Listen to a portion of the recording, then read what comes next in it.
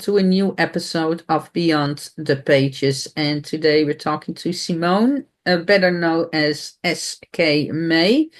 And it's lovely to have you here. Lovely to be here. Thank you for the opportunity. I really appreciate it. You're very welcome. So, Simone, to dive straight in, can you tell us a bit about you and about your book? Yeah, so I go by the pen name S.K May, but my name is Simone. I do it for a little bit of privacy as I am a secondary teacher and I don't need my students reading some of the spicy things in my books. So Fair enough. making that separation has been good. Mm, I did actually publish one book under my real name, and that's where I've mm, made a bit of an error, but it doesn't matter.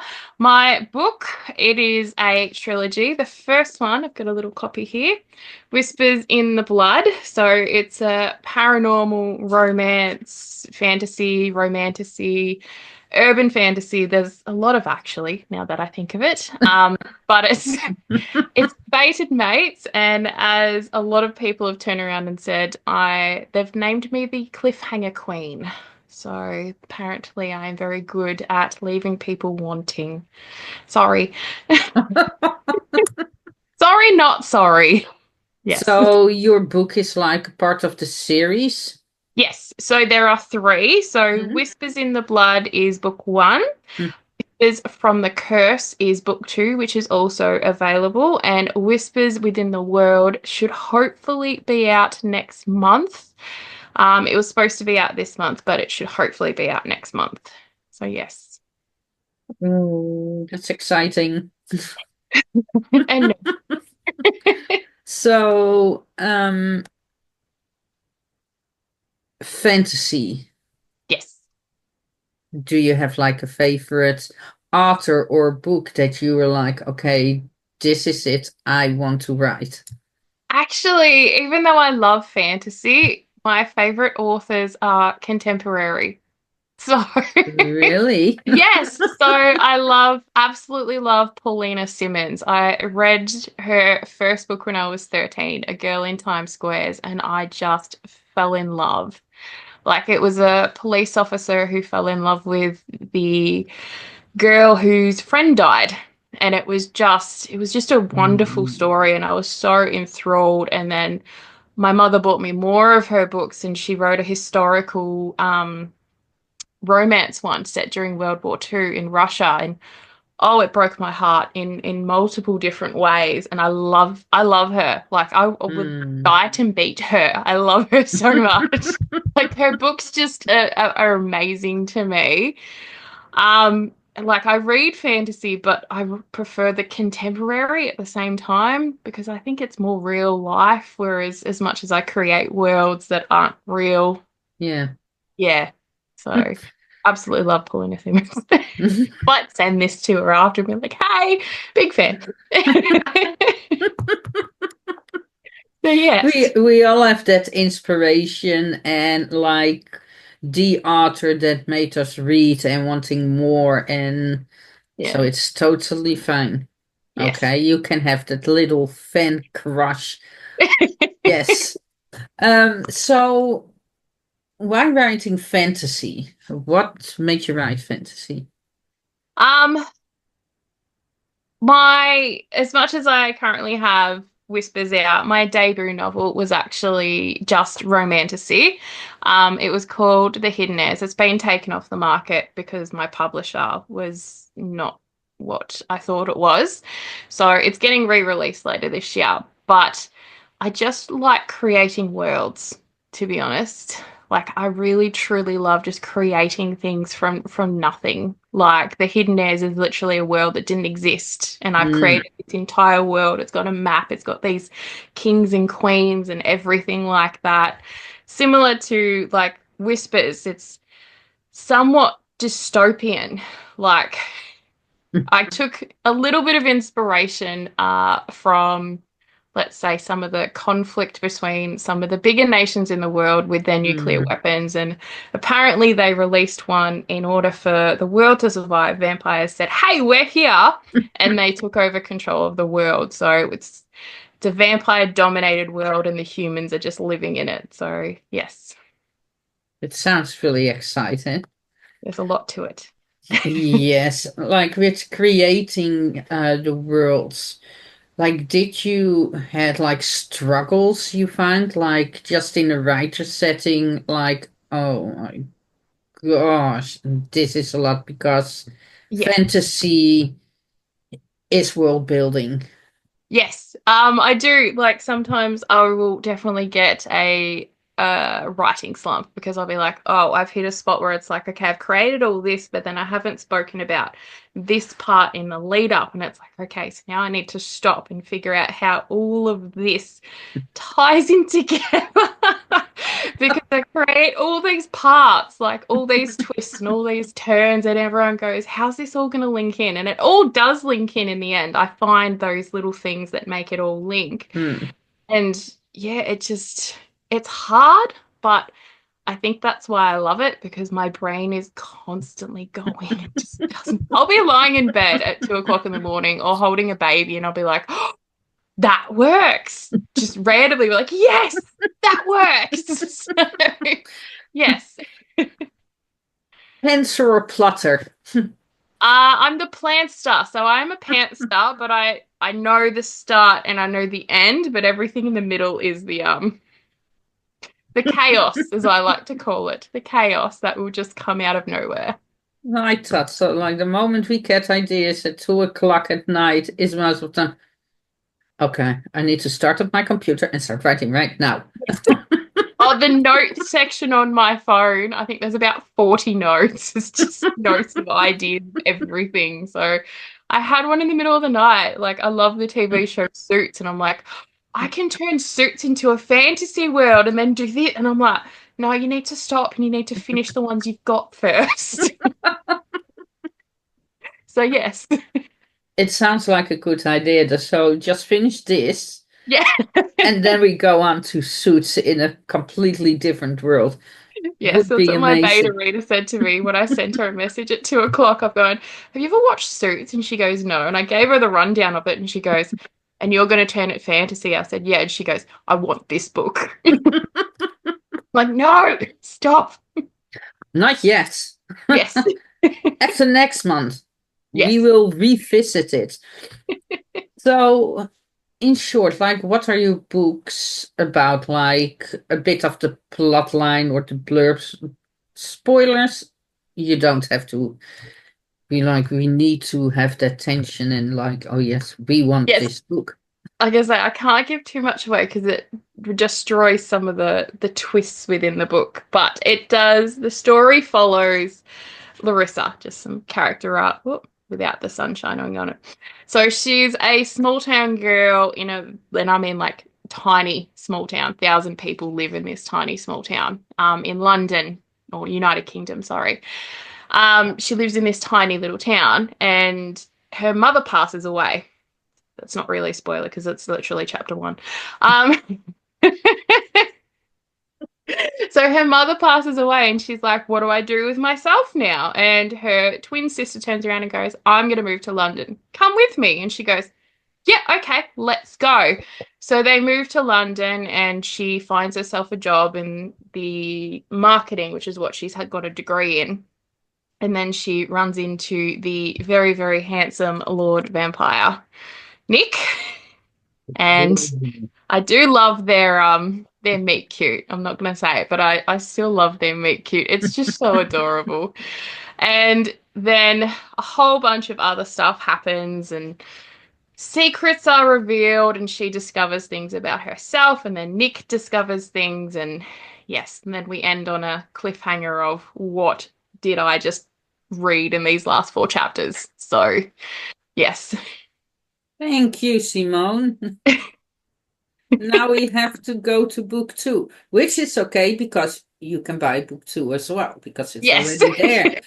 So, book two, is that really like going on in the story? Yes. So it picks up exactly where book one finishes. Like Okay. literally exactly. So it'll end on her point of view, but it starts on his point of view, exactly what's happening for him while Hmm. what's happening to her. So it flows straight through. So it is a series you actually need to start by part one and then Read it the whole way through, yes. you will read it. But because Simone is the queen of the cliffhangers, guess what happened at the end of book two? Yes. Yeah, I had quite a few angry messages from some readers going, "You did not leave that way." And I'm like, "I did. I did." It had to be left that way. If I left it any other way, it wouldn't have been good. But now we have to wait for book three. Yes. Yes. But next month is the release date. Hopefully, yes. My editor is in the final editing stages. I've got the cover. Yeah, I've got everything pretty much ready to go. She's just doing the final editing. Then I proofread it and then it goes online.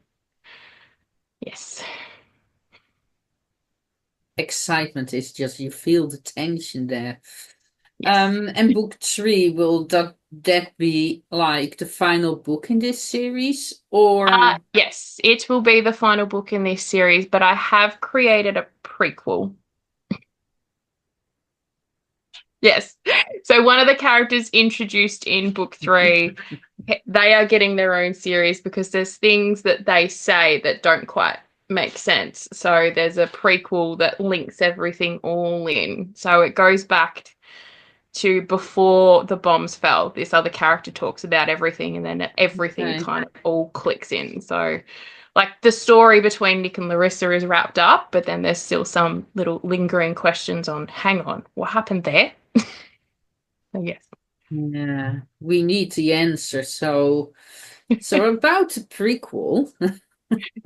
That one probably won't be released until 2026. No. Oh, Simone, you can Well, leave us hanging.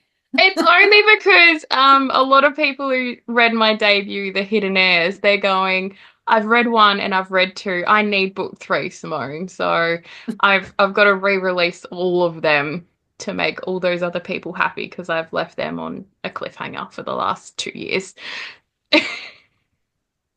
So, just out of pure curiosity, and you don't have to answer if you don't want to. Um, so were you first published by a publisher, and are you doing now self-publishing So or yes, they were a hybrid publisher. okay, And now I'm self-publishing. So yes, everything's all me now. Thank God. bad experiences? Yes, very bad experiences. When you're told that your book needs to change and like people who have read my current series and then they read my debut, they turn Hmm. around and go, I can tell that that story isn't yours and it was changed. So yeah, I need to put me back into the, well, my writing back into that story.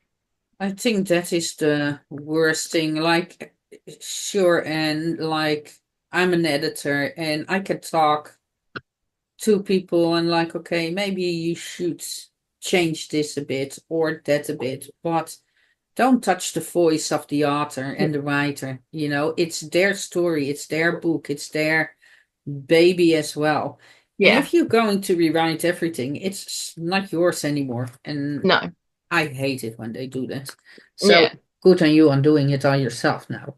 Yeah. I can't wait to get back into it. Yes. So when you cut your story, like you probably had a backup anyway, or did you needed to rewrite everything back, or not necessarily? I haven't touched it yet.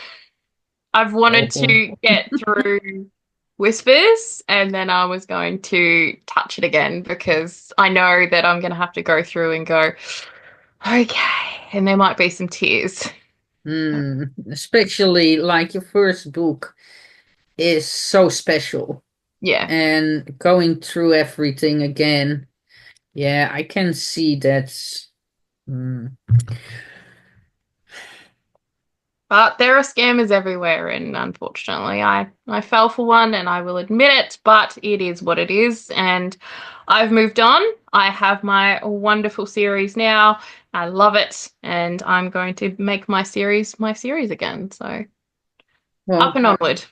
good on you. Like, Yeah. and indeed, like, and you have a lot. Like, this world, for some reason, there's just a lot. And even with beautiful reviews and things like that, like, nobody even can blame you. Like, some are so good. It's just Yeah. like, well, what? So, it is what it is, but you will shine like Yeah. never before. So, Exactly. there, lass. So, when you write, like, how does a normal day of writing look for you? So I work full time, so I wish I could stay home and write all day because I would. So I teach secondary kids. So I teach humanities, which is history, business, legal, geography. So I teach all of that. Um, and there are moments when I will be teaching in the middle of class and I'll be talking about things and I'll be like, oh my God, that's a story idea, or that can do that. So I will literally go back to my laptop pretending that I have to write an email when technically I am. I'm writing an email to myself saying, remember to add this in. And then I'll come home, I'll get all my kids in bed, and then I'll Mm. open up my laptop and I'll be like, okay, let's add this part in. So I used to, before kids, I would spend from like 9 o'clock till 2 a.m. in the morning just writing non-stop because I knew if I got 4 hours sleep, it would be fine, you know? So I'd Yeah. get up and go to work the next day. Now I've got an hour. I'll smash out as much as I can in that hour, go to bed because I know in 3, 4 hours I'm going to be awake with the child. So I can keep writing and then get the kid down, go back to bed. So yes, it's chaos. But that's me. So And that's okay, yeah, especially with young children. So, and like, I stumped you. no, no, you didn't. So, with the fantasy, what do you find the hardest part? With Whispers, it has Roman mythology in it. So I have twisted Roman mythology to suit my fantasy world. So that's probably the hardest part is making sure that I'm not twisting it so much that people are going to go, no, that doesn't work.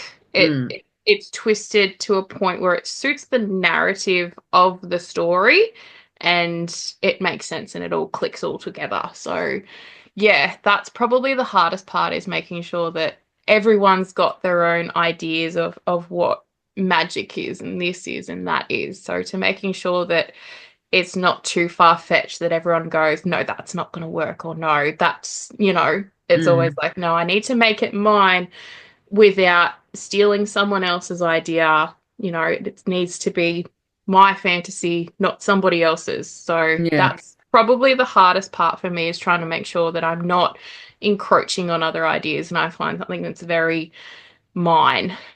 So, and that's what I did with the Roman mythology aspects.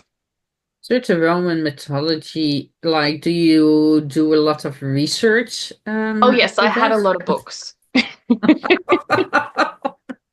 I love history. I'm a history nerd. So I went to the library at my work and I went, all right, where's all your books on Roman mythology? Hand them to me. And she goes, what type of Roman mythology? I'm like, what do you mean what type? Just give me everything. Like, I just need to know. I need to know the gods. I need to know, their rituals, they're this, they're that, and everything like that. So yes, I was reading a lot of books. You had 8 piles of Yes. Roman. Yeah, they turned around and they said to me, they're like, are you returning them anytime soon? I'm like, I can return two, yes. So, yes. Let them read Greek. Okay. Oh, we'll see. Greek and Roman are so similar. I think that's why I picked They Roman are. because Yeah. everyone's done Greek, and I was like, I'm gonna do Roman.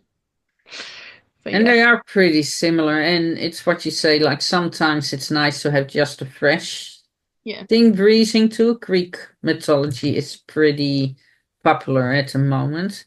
yes. So having something else is nice. A fresh Always blessing. breath. Yes. So when you start working on your characters, like how do you approach that character development? Um, so with Whispers, I actually created Nik first. Normally I create the female, the strong female, how she has to overcome something to become, find that inner voice and everything. But I actually created Nik first. And it was by a photo of a model holding a coffee. Was literally the photo that inspired the creation of Nik. Mm. Just this one photo of this incredibly attractive model, just saying. Uh, Beautiful blue eyes, wearing a suit, holding a coffee, leaning against a bench. It was a male suit company. I can't remember what it was, but I was like, oh, he has such a like sophistication to him. Oh, I like this. And then the song, I always forget the author, or the artist, Infinity. I'll love you to infinity. That Okay. song. So him and that song literally created the entire Whisper series. And then I developed Larissa. Yes. I was like, who's his girl? So how hard was it for you to actually like develop like you love world building. So character development is almost the same. Like you need to build this whole character. Like, did you at moments did your characters got stubborn? Yes. Yes, they did. Larissa goes through a bit of a stubborn stage in book two. Yes, very much. She starts as the quiet girl who doesn't have a voice in book one, and then she meets Nik, and she slowly starts discovering who she is, and she's got a voice. And then in book two, she becomes really stubborn and puts her foot down on occasions when she really should not put her foot down. She should just listen and be reasonable. Um, but we all know characters go through those stages where sometimes they're just Oh yes, they do. yep, they do Sorry. what they want to do, and it's very annoying. But she comes back around again in book three, and she makes more sense. So, and Nik, I think I actually cried at the end of Nik's ending because he literally did an entire 360. Like it's hard to explain without giving something away, but he started as something, and then something happened, and then by the end of it, he is who he should have been at the start. Hmm. So yeah, I actually really liked his character development because he became the person who he always should have been at the beginning. I So like those stories yeah, that you have that real character development. Yeah. Sorry. Gee, bless you. You okay? my voice is just going. Like I'm talking a lot lately, so It's sometimes okay. it's just come back, not now. Sorry for that. But yeah, I like that strong character development that they start out, but doing that 360 Yeah. completely. That you're like, "Oh, I don't like him," and then what you say, like in the end, you're just like, oh, but I love him. Yes. Oh. Like there were stages I'm like, you're just an asshole. Sorry. Am I allowed? Sorry. You are. Okay, You that's are. all We right. only have adult Okay. viewers. So But yeah, I was like, you're a complete asshole. And I'm like, oh, okay, I don't like you anymore. And I think that's why a lot of the characters actually like another character within the Whispers book that I won't name, but they actually like that character a little bit better because they're not an a-hole like Nik. So now we need to read the book anyways. Like there is nothing better than starting out as an a-hole and be nice, and yeah, lovable. So earlier you said like sometimes you have that writer's block and that creative slump, and like, do you have like special strategies that you use to overcome them? Sometimes it's as simple as I'll work on another work in progress because I've got about four at the same time. So I'll just flick between the stories kind of thing. And other times I think it's just I've pushed myself too far and I'm Mm, thinking too much. So I'll take a break for a couple of days and then inspiration will hit me and I'm straight back at it. So there's not really any strategies. It's just I do what I think is best for me at the mm, time. So yeah. yeah, and like as a teacher, like when did you had that moment like, you know what? I actually want to be a writer. I want to write stories. I want to like, So it started in 2016. A little bit sad. Just if anyone doesn't want to get emotional, don't listen. It was when I wrote my debut. I lost my grandfather, my father, and my grandmother in a very short amount of time. And they were my mother's parents. So my mother lost her parents and her husband as well. So I became essentially her rock because she wasn't coping. She was just like, hmm, I don't know what to do. I've lost my entire support network. Like your father is gone, my father is gone, my mother is gone. Who do I talk to? hmm, So I didn't grieve essentially because she needed the time and the space to process what had happened to her. So I became essentially her mum for a little bit and I didn't let myself grieve.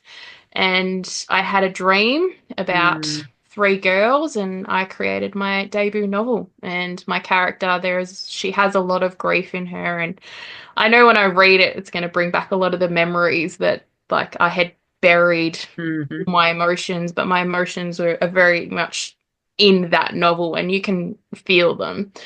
So that's why I started was to essentially a way for me to grieve my loss while still yeah, being strong for my mother. Um, and then when I finished, it took me 3 years to write my debut, which is also a trilogy. So it took me 3 years to write that, and then I stopped because I was just like, I don't know what to do with my time now. I've finished doing this. And then I had my first child, and it was during COVID.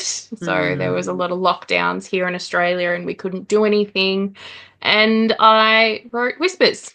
So yes. And then I started, and then I was like, I actually really like how it just clears the chaos that goes on in here. Like I can just escape and yeah. focus on something that isn't, I need to pay this bill. I need to make sure the kids' needles are done, the kids' foods. Like it's something that I can do for me that just makes me happy, essentially. So I do it now and I'll come home. Okay, I'm gonna write. This But kid it's was a a little good bugger. thing. Okay, who can I kill in a Yeah. story today? Who is going to die? Yes. Well, it's a good thing, like writing, and I think it has the same power for some people as like reading. Yes. Like you can escape the real life that sucks at the moment anyway for a couple of years now. It's Yes. not looking getting any better as well. No, doesn't Uh, matter what country you're in, we're all struggling right now. but first of all, yeah, I'm sorry for your loss. That must be Thank you. a really hard time in your life, and probably when you read it, but your readers as well when you're going to release your debut, which I'm actually excited for You. because it probably will be full of those emotions and raw emotions. And I personally, I love it when you read a book and you actually can feel that the writer has those emotions, and it's coming through the characters.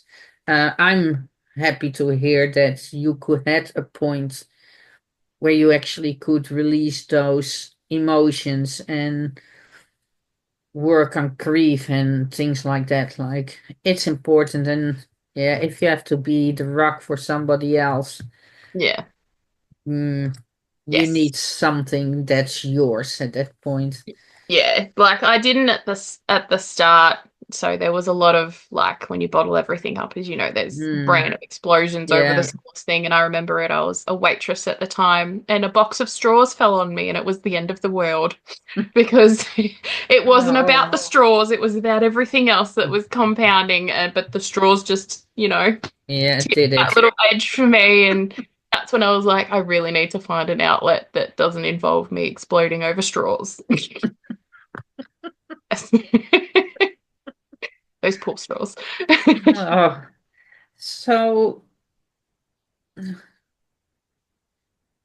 if you could talk to like new writer that really wants to write, what would be your best advice be for? I've actually, I've actually got a new writer that I'm talking to. She was my beta reader, and she's like, I think I want to start writing.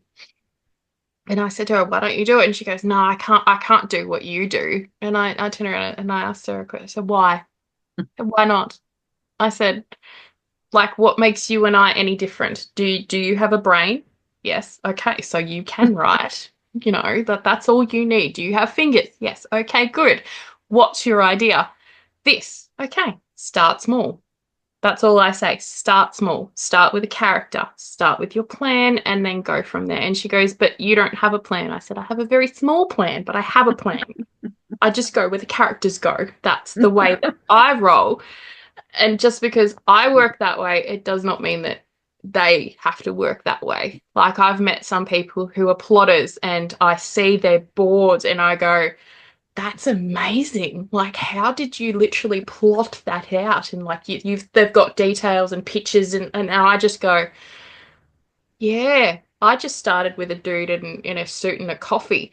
Um, That I saw in the advertisements, but hey, I'm just like, that was my start small a picture of a guy holding a coffee. And you have this entire timeline of like this mood board, and I'm like, I'm in awe of plotters. I don't know how they do it because I just go wherever the story goes.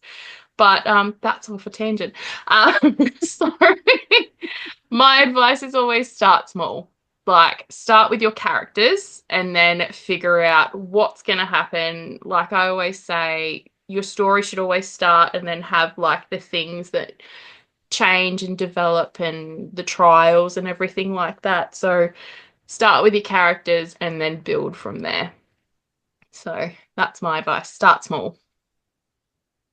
that's good advice. Like sometimes I hear like this big ideas, and I'm like, hold on, you still Yes. need to have a character that's going to do Yes. all that. So yeah, that's brilliant advice. Like just build up and you will get there. And Yeah. if you're a plotter, you can start small with the murder boards. That is my friend is a plotter, and sometimes I look at the board like you and I'm like, so who's dying next? Yeah. Where's the it's not a murder board. Okay. I know. I, He is just twisting everything to each other. I'm like, what's those red lines then? Literally, like someone today said me the end of book two, like I will say someone does die at the end of book two, and they're like, I didn't see that coming. I'm like, look, I didn't see it coming either. I said, but the character had developed and I had no further development for them. And I thought, well, I don't need you anymore, so bye. Bye. You're not in, you have no purpose in the story anymore, so you might as well just goodbye. Go. Yeah, Makes it interesting it does. for you. It does for me. I know. I did have fun planning that one, that death. It sounds so psychotic. Well, just a little. Sorry. You're okay. She had a hard day with the kids. I probably did. Oh. Okay, so book 3 is coming soon. And are you then really going to focus on your debut, or is it like, well, the other Yeah. parts will move through everything? So my main focus is going to be my debut. I've already got my editor booked in for book 1, 2, and 3. So she's booked in for May, May, yeah, May, August, and October for all three. Okay. So yeah, she's booked in for them. So um as soon as Whispers 3 is out, I'll go back through book 1. Book 2 doesn't need as much because I think I found my voice a little bit more, so I Yeah, don't need to change that. And book 3, well, it's not finished yet, so that one definitely has my voice. very excited. Yeah. So, Simone, thank you so much for opening up and telling us everything about your stories. Um, Simone's work will be on our website with all the links so you can buy her book, buy Thank her books.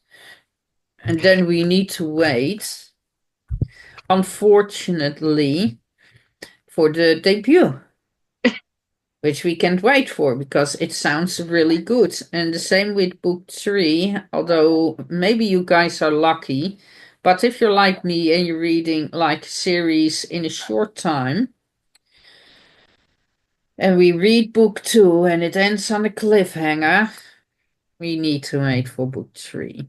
That's coming hopefully in May, right? Yeah. So other links will be there.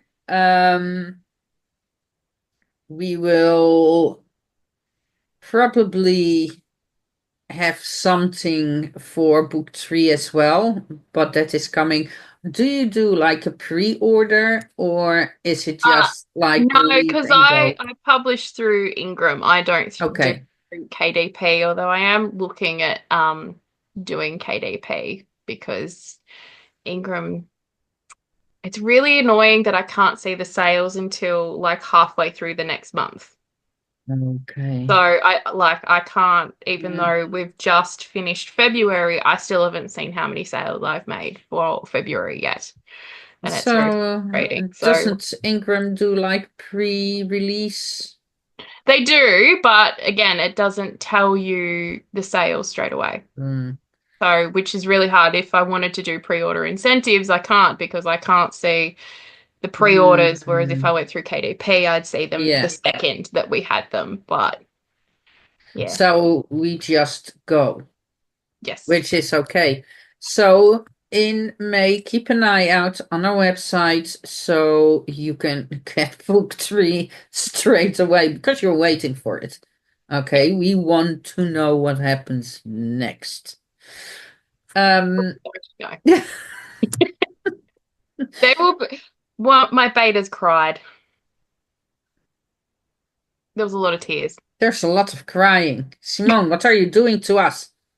There's just a lot that has to happen. There's a lot that has to happen. And it happens. And Oh, they read it and they didn't realize that it happened. And they were like, oh my God, you did not do that. And I did.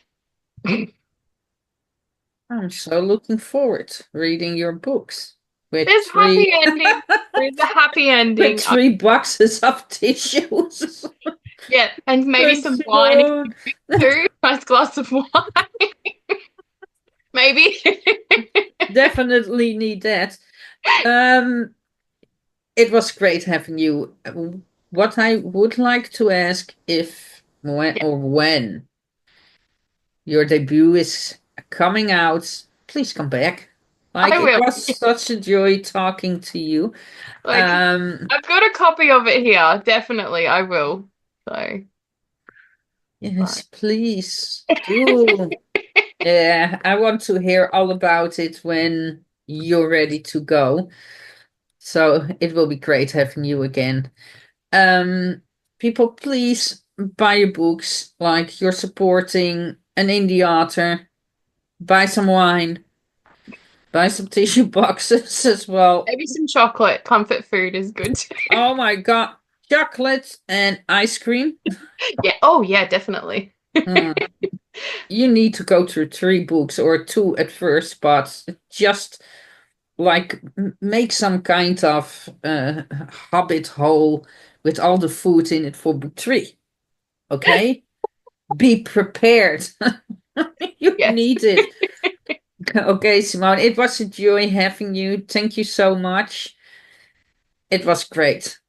Thank you, Deb. It was lovely talking to you, and I will talk to you when Airs is done. Oh, definitely. Um, guys, stay tuned. Next week we have another author. It was lovely having you again, and I will see you next time. All right. See you, Deb. Bye, Bye. guys.